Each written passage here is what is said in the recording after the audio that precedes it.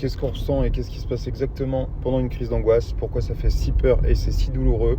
Je t'explique ça dans cette vidéo, mais avant, n'hésite pas à t'abonner si ce n'est pas déjà fait pour avoir un tips par jour pour prendre soin de ta santé mentale et en particulier de l'anxiété généralisée. Et on est parti. Pour résumer, pendant une crise d'angoisse, c'est ton mode survie qui s'active. Tes amygdales cérébrales, elles vont détecter un danger. L'anxieux généralisé, lui, il a les amygdales hyper réceptives et du coup, il va percevoir des dangers pour des choses qui n'en sont pas. Les déclencheurs, c'est des émotions, des sensations ou une pensée. Bien sûr, l'anxiété latente, elle tire ses causes pour plusieurs raisons.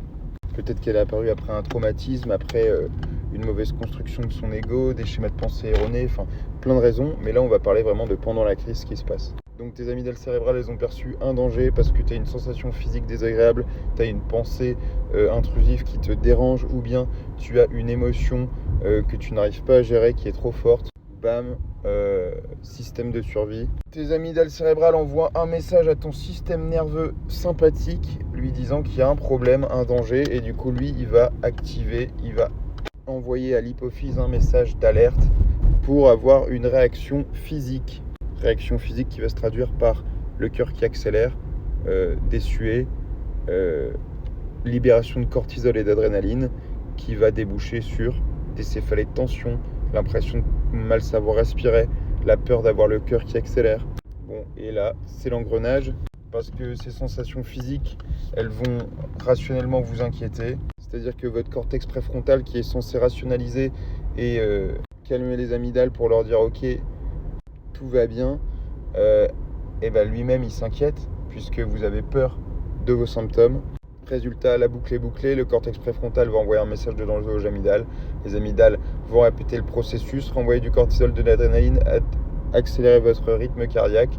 C'est la panique, vos pensées sont agitées, vous avez l'impression que vous allez mourir, de fuir, parfois de devenir fou. Pourquoi on a peur de devenir fou? Eh bien parce que la dissonance est très forte entre, vous avez dans un sens conscience qu'il n'y a pas de danger, mais votre corps surréagit et du coup il y a une dissonance entre ce qui est rationnel et la réaction entre votre corps. Donc vous avez l'impression de perdre le contrôle, de devenir fou. Surtout que pour se protéger, eh bien, vous allez déréaliser ou dépersonnaliser, c'est-à-dire que votre cerveau va prendre un pas en arrière sur ce que vous ressentez et du coup vous allez avoir l'impression d'être dans un film, que tout ça est irréel. Ces sensations hyper étranges plus cette dissonance cognitive, c'est ça qui rend la crise de panique traumatisante et qui va vous faire peur d'en avoir encore et encore. Et pourtant, ça ne tue personne.